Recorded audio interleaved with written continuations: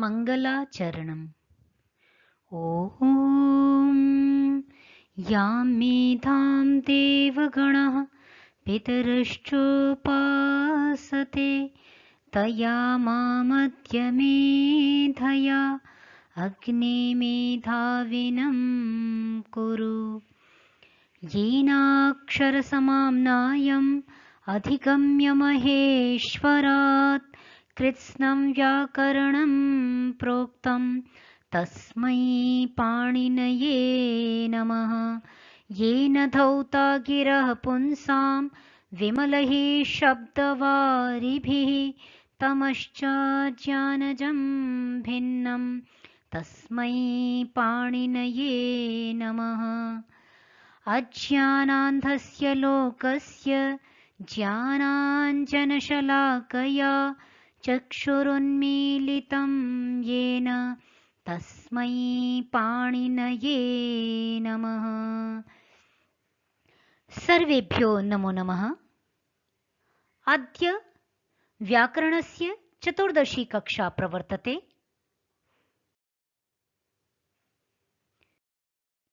अस्यां कक्षायां पूर्ववत् संज्ञाप्रकरणमेव प्रचलिष्यति।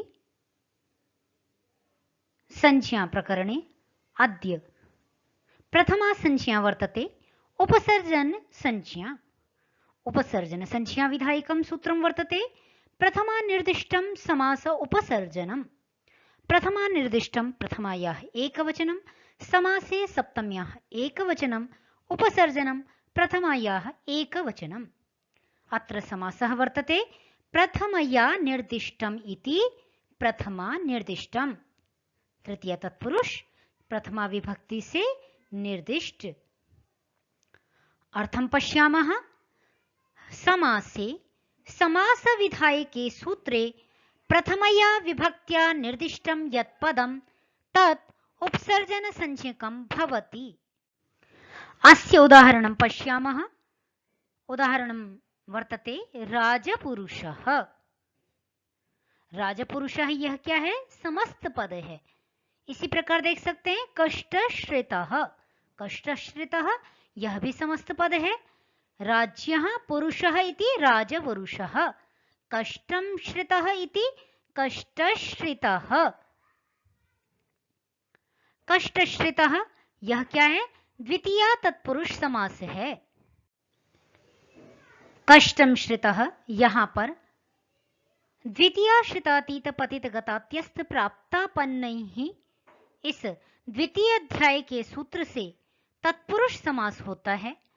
तो सूत्र में चूंकि अर्थ हमने क्या किया कि समास विधायक सूत्र में जो पद प्रथमा विभक्ति से निर्दिष्ट होगा उसकी उपसर्जन संज्ञा होगी। तो इस प्रकार द्वितीयाश्रितातीत इस सूत्र में द्वितीया यह जो पद है यह पद प्रथमा से निर्दिष्ट है। अतएव यह प्रथमा से निर्दिष्ट होने से इस पद की उपसर्जन संज्ञा हुई। पद कहां पर देखेंगे? पद हम समास में देखेंगे। तो समास में द्वितीया विभक्ति से निर्दिष्ट पद कौन सा है? कष्टम। कष्ट को प्राप्त हुआ।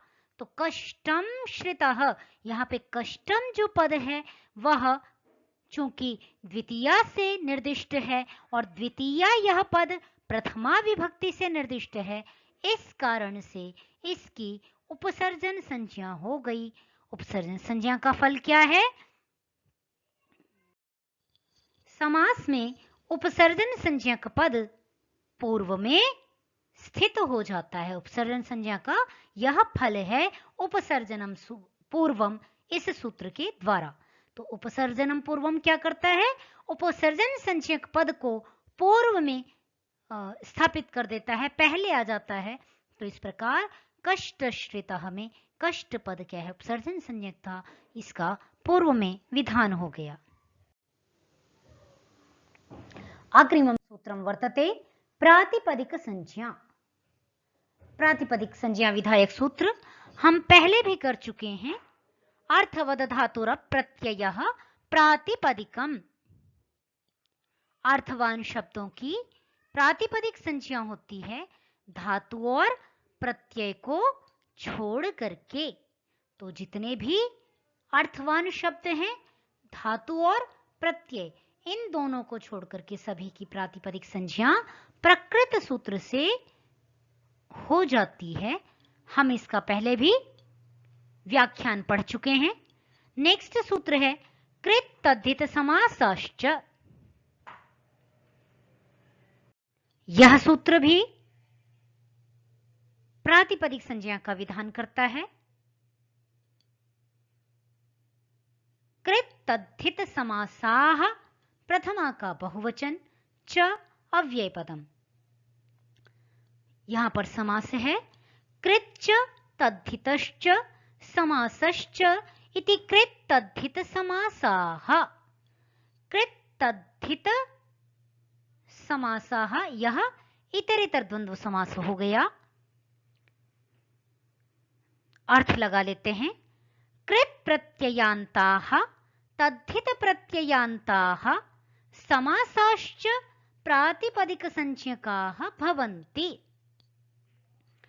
कृत प्रत्ययान्त शब्द, तद्धित प्रत्ययान्त तथा समासों की प्रातिपदिक संज्ञा होती है।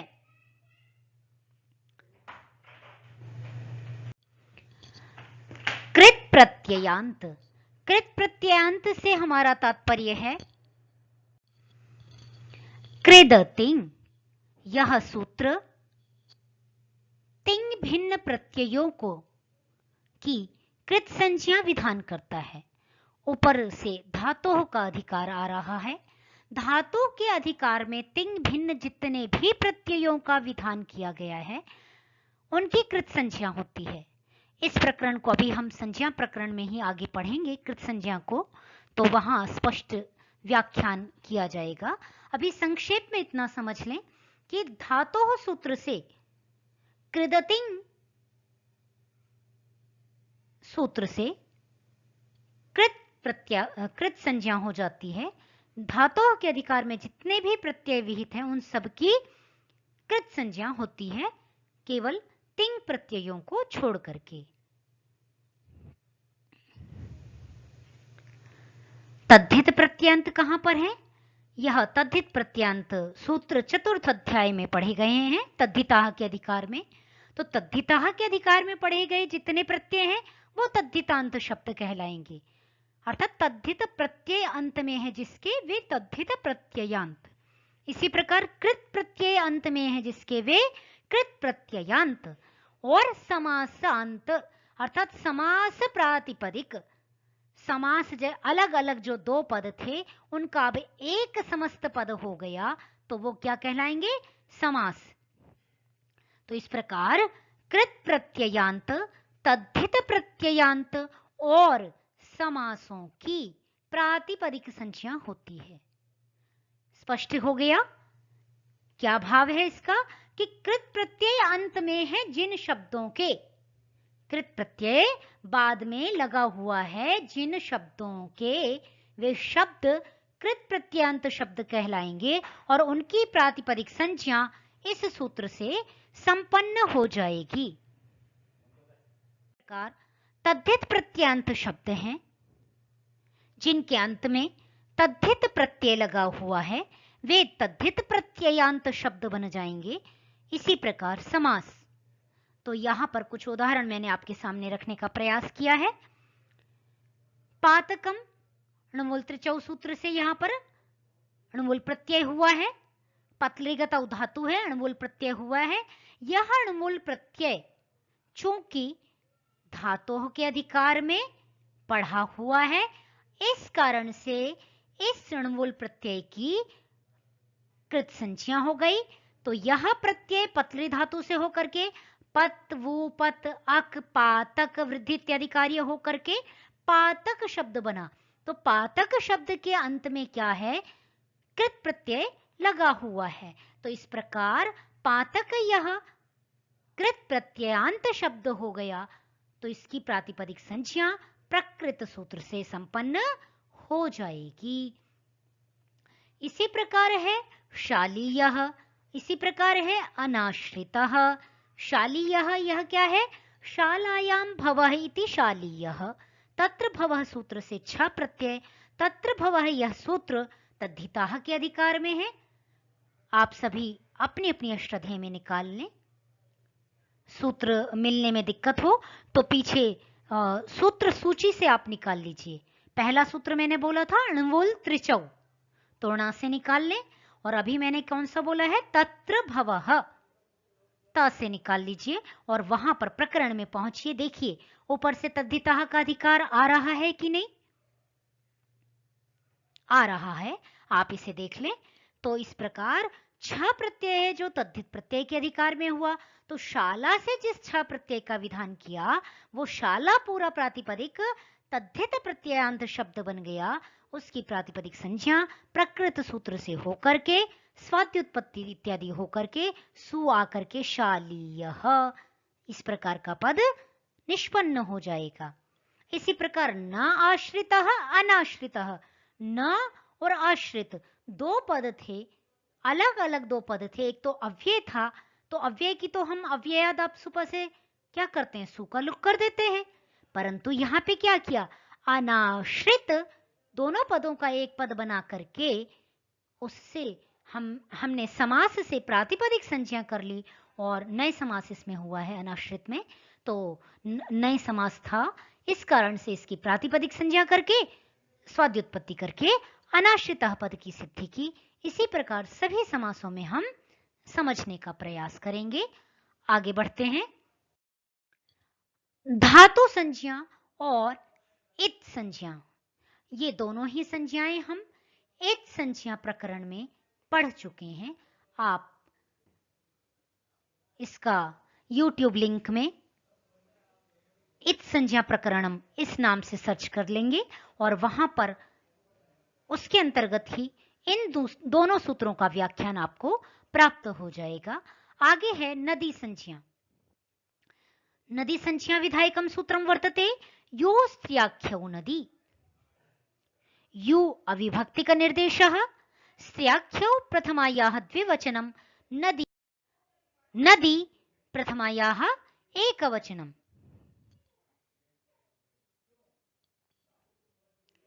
ईच ऊच इति यु, इको एण्चि सूत्रेण अत्र यणादेशः वर्तते। ई उ यू ऐसा करके ई के परे रहते अच देखा तो इको एण्चि क्या काम करता है? एक के स्थान में यण हो जाता है, अच परे रहते संगीता विषय में। तो एक था, अच हो गया, इससे परे अच मिल रहा था, संधि का विषय था, उपस्थित हो गया, यू बन गया। आपको जहां भी संधि पद दिखाई दे स्वयं प्रयास करें संधि को तोड़ने का, कि इसमें कौन सी संधि की शर्तें घट रही हैं, उसको घटा करके अयादि की घट रही है तो अयादि संधि, यण की घट रही है तो यण संधि। तो इस प्रकार देख करके जो संधि जहां पर युक्त हो रही है उसको थोड़ा सा अपना माइंड का प्रयोग करते हुए, माइंड गेम का यूटिलाइज करते हुए, माइंड गेम खेलते हुए उसके साथ संधियों का अभ्यास कर सकते हैं।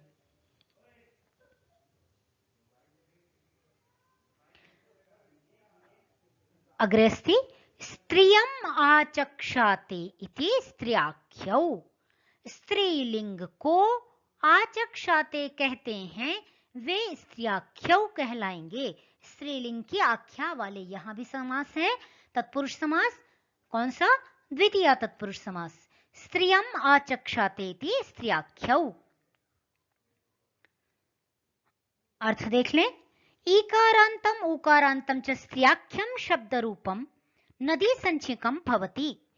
ईकारांत ऊकारांत स्त्री की आख्या वाले शब्द रूपों की नदी संज्ञा होती है।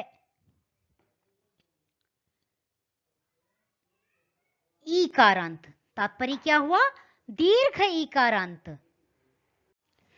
इसी प्रकार दीर्घ ऊकारांत। और फिर क्या एक टर्म कंडीशन रखी, एक और कंडीशंस रख दी। कौन सी?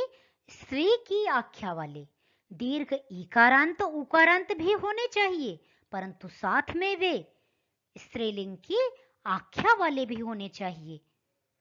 तो इस प्रकार दीर्घ ईकारांत उकारांत स्त्री की आख्या वाले जो शब्द रूप हैं उनकी नदी संज्ञा होती है। तो उदाहरण देख लेते हैं। दीर्घ ईकारांत कुमारी शब्द है। इसी प्रकार दीर्घ उकारांत स्त्रीलिंग में स्त्री की आख्या वाला शब्द ब्रह्मबंधु शब्द है। तो इन दोनों के उदाहरण बना सकते हैं। मैंने यहाँ पे पृथ्वी का उदाहरण लिया है। माता भूमि पुत्रोहम पृथिव्याः, अत्यंत प्रसिद्ध सूक्ति है। यहाँ पे पृथिव्याः षष्ठी का एक वचन है कि मैं भूमि माता का पुत्र हूं, मैं माता पृथ्वी का पुत्र हूं। और पृथ्वी क्या है? मेरी माता है। माता भूमि ही, भूमि मेरी मां है, मैं उसका पुत्र हूं। तो पृथिव्याः, पृथ्वी भी दीर्घ इकारांत है, स्त्रीलिंग है। इसको क्या किया? इसकी नदी संज्ञा यो स्त्रियाख्यो नदी सूत्र से हमने विधान कर ली। नदी संज्ञा का प्रयोजन है आण नद्याः, यह सूत्र, इस सूत्र से आडागम, आडागम ये कहां विधान करता है? नद्यंत शब्दों से विधान करता है। तो नदी संज्ञा चूंकि हमने पृथ्वी की कर रखी है, तो इसलिए यहां आठ आगम होकर के पृथ्वी आ, पृथिव्या, पृथिव्याः इस प्रकार रूप की सिद्धि हो जाएगी। इसी प्रकार ब्रह्मबंधु, ब्रह्मबंध्वे, ब्रह्मबंध्वो इत्यादि शब्दों की सिद्धि भी इसी प्रकार नदी संज्ञक होकर के हो जाएगी। आगे है घी संज्ञा। शेषोघ्य सखी, शेषः प्रथमा का एक वचन, घी प्रथमा का एक वचन, असखी प्रथमा का एक वचन, न सखी असखी नए समासः। शेषः घी संज्ञको भवति। तो शेषः कः? कस्य शेषः? प्रश्न होगा ना आपके मन में भी कि शेष की घी संज्ञा हो जाती है, तो कौन शेष, किससे शेष? तो कहा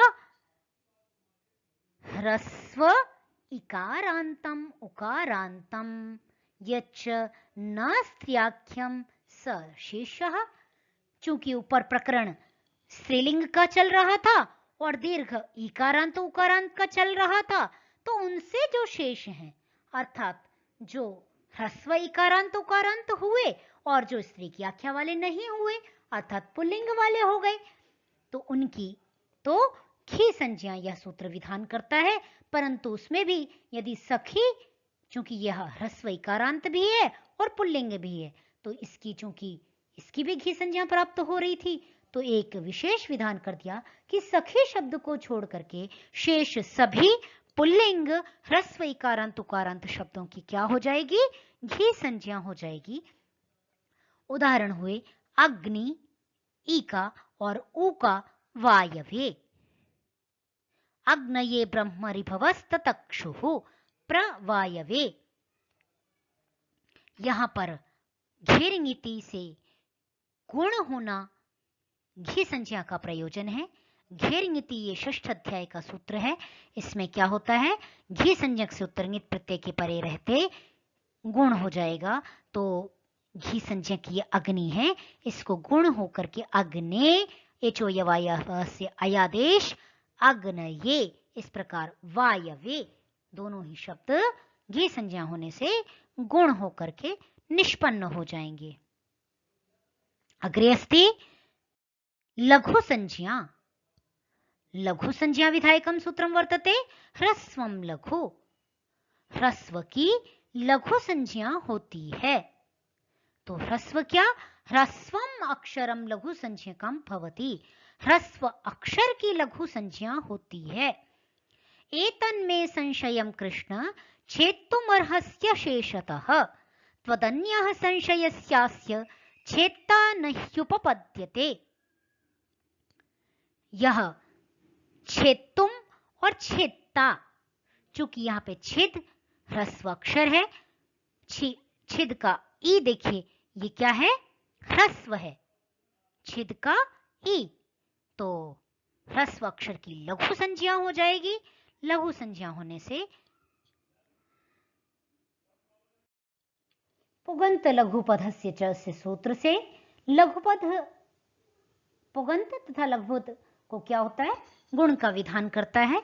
तो यहाँ पर लघु उपधा में है जिसके, यहाँ पर लघु, चूंकि इसकी हमने लघु संज्ञा की है इसलिए इस लघु उपधा में मिलने से इसको पुगंत लघुपधस्य च सूत्र से गुण होकर के छेदता, छेदतुम इत्यादि उदाहरणों की सिद्धि होगी। आगे है गुरु संज्ञा।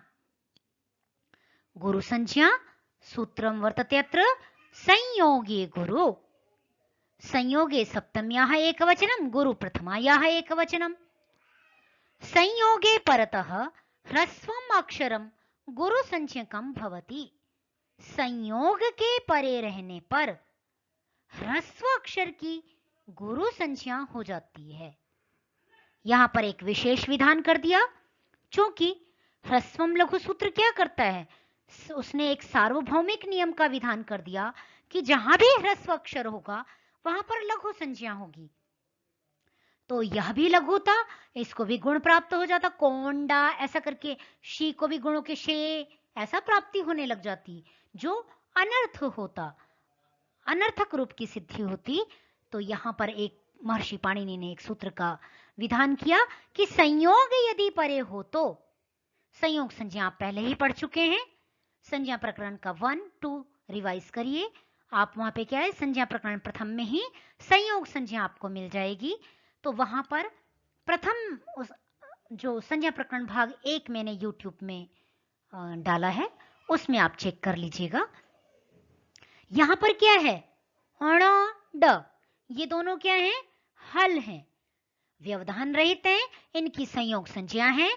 संयोग संज्ञा होने से अर्थात संयोग परे होने से, हमारा यहाँ प्रयोजन है संयोग परे होना, और संयोग क्या है ये आप पहले से जानते ही हैं।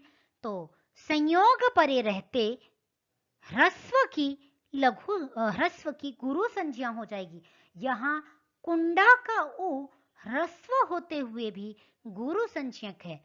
इसी प्रकार शिक्षा में भी क्ष, क और श के संयोग होने से अर्थात संयोग परे होने से ई ह्रस्व होते हुए भी गुरु संज्ञक है। गुरु संज्ञा होने से इनको क्या हो जाएगा, गुरु संज्ञा के कार्य प्राप्त हो जाएंगे। इजादेश्च गुरुमतोन्रिच्छ इत्यादि। यहां पर इजादेश्च गुरुमतोन्रिच्छ नहीं लगेगा, अपितु गुरुश्चहलः, गुरुश्चहलः सूत्र से अप्रत्यय होकर के कुंडा, शिक्षा इत्यादि उदाहरण बन जाएंगे। गुरुश्चहलः क्या करता है, गुरुमान धातुओं से, हलंत जो गुरुमान धातु होती है जैसे कुंड, शिक्ष, ये हलंत हैं। हलंत जो गुरुमान धातु, उससे स्त्रीलिंग में कर्तृभिन्न कारक में कर्ता से भिन्न कोई कारक उपस्थित हो रहा हो तो वहां पर अप्रत्यय का विधान करता है। तो इससे कुंडा, शिक्षा इत्यादि उदाहरण सिद्ध हो जाते हैं। दीर्घम च, दीर्घम च यह सूत्र दीर्घ संज्ञा का विधान करता है। दीर्घम प्रथमा का एक वचन, च अव्यय पदम, दीर्घम च अक्षरम गुरु संज्ञकम भवति। दीर्घ अक्षर की भी क्या होती है, गुरु संज्ञा होती है। यदि संयोग परे होगा तो ह्रस्व अक्षर की गुरु संज्ञा होगी। यदि अक्षर ही दीर्घ है तो दीर्घ अक्षर की भी गुरु संज्ञा होगी। तो दीर्घ अक्षर की गुरु संज्ञा है ईहान चक्रे, ऊहान चक्रे, इनकी गुरु संज्ञा होकर के यहां इजादी गुरुमान धातुओं से उत्तर इजादेश्च गुरुमतोन्रिच्छ सूत्र से आम प्रत्यय होकर के ईहान चक्रे, ऊहान चक्रे ये उदाहरण सिद्ध हो जाएंगे। इस प्रकार आज की कक्षा में इतना ही। नेक्स्ट बची हुई